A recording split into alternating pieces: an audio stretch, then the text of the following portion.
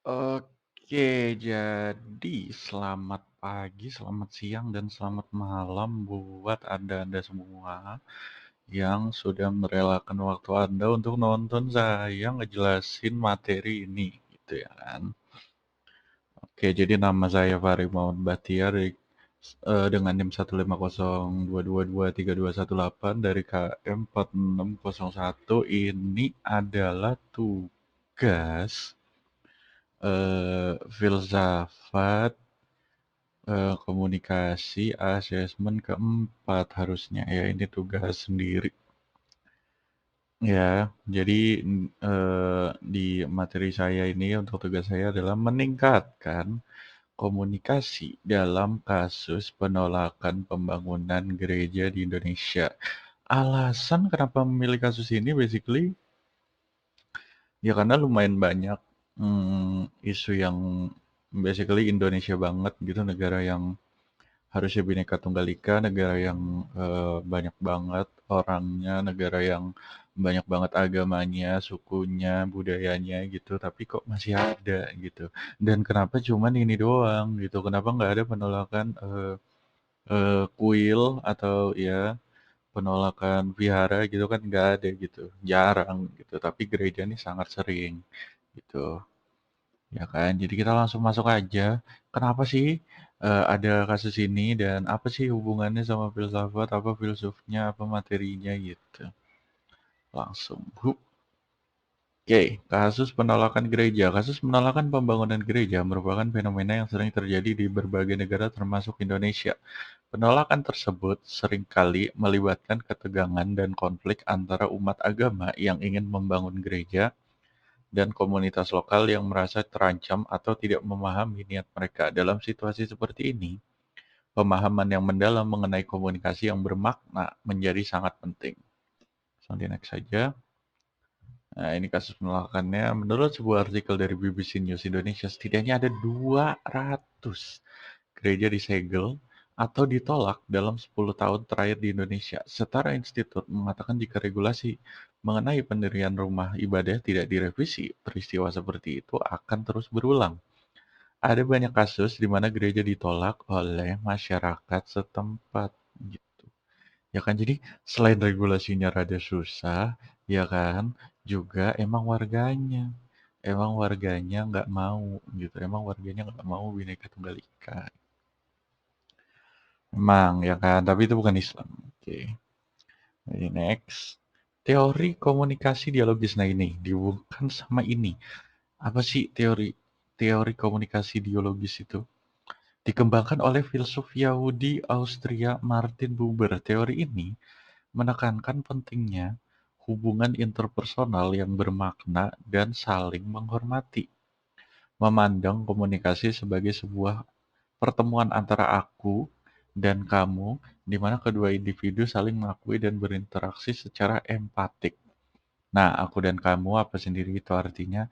Dalam kasus penolakan pembangunan gereja, hubungan aku dan kamu mengacu pada interaksi antara umat agama yang ingin membangun gereja dan komunitas lokal yang merasa terancam atau tidak memahami niat mereka. Mungkin dikiranya karena banyak Islam gitu di sono bangun gereja tuh dikira mau menyebarkan agama Kristen Indonesia gitu. Iya kan? Bhinneka Tunggal Ika. Next. Nah, ini aku dan kamu dan kurangnya hubungan dialogis. Dialogis apa sih? Kurangnya ruang dialog yang terbuka dan inklusif antara umat agama yang ingin membangun gereja dan komunitas lokal yang merasa terancam atau tidak memahami niat mereka. Stereotip yang memperkuat pemisahan karena kurangnya kesadaran akan nilai-nilai umat agama dan komunitas lokal membuat sulit untuk membangun hubungan yang saling menguntungkan. Nah, apa dampaknya? Terhambatnya komunikasi antara umat agama dan komunitas lokal yang memperumit penyelesaian konflik dan mencari solusi bersama dan meningkatnya ketegangan dan kecurigaan antara kedua belah pihak. Jadi efeknya adalah si satu pihak nih makin susah gitu karena takut, basically takut. Padahal harusnya nggak ada yang takutin gitu karena kurangnya komunikasi dari satu pihak dan pihak lainnya. Next. Nah, ini kesepahaman Pentingnya penciptaan kesepahaman melalui dialog, dengar, mendengarkan dengan penuh perhatian dan menghargai apa yang disampaikan pihak lain. Membuka diri untuk mempertimbangkan sudut pandang baru dan melihat permasalahan dari berbagai perspektif. Pikiran mengkomunikasikan secara jelas dan terbuka mengenai niat, tujuan, dan harapan dari masing-masing pihak. Dan yang terakhir adalah perasaan. Membagikan pemikiran dan perasaan dengan tujuan membangun pemahaman yang lebih dalam dan empatik antara kedua belah pihak yang terlibat di dalamnya, gitu. Jadi pencegahannya ya itu, gitu, harus mendengar, harus membuka diri, dan harus mengkomunikasikan pikiran secara jelas antara si, kaum A dan kaum B gitu, nggak mau ngomong gitu. Termasuk juga komunitas orang di dalamnya gitu ya, ya ormas gitu, ormas-ormas misalnya yang mengatasnamakan kaum B gitu atau kaum A gitu. Mayoritas yang mempersulit, minoritas gitu. Nah, selanjutnya adalah, nah apa sih manfaat komunikasi dialogis dalam mengatasi penolakan gitu. Komunikasi dialogis memungkinkan para pihak untuk saling mendengar secara penuh perhatian dan memahami perspektif masing-masing. Kedua adalah membuka ruang untuk pemahaman yang lebih dalam tentang kebutuhan, harapan, dan nilai-nilai yang terkait. Juga membantu mengatasi prasangka dan stereotip yang mungkin ada antara umat agama dan komunitas lokal, membantu membangun hubungan yang lebih kuat antara umat agama dan komunitas lokal, juga hubungan yang kuat dan saling menguntungkan, akan memfasilitasi kerjasama yang lebih efektif dalam menyelesaikan permasalahan dan mencapai tujuan bersama. Next.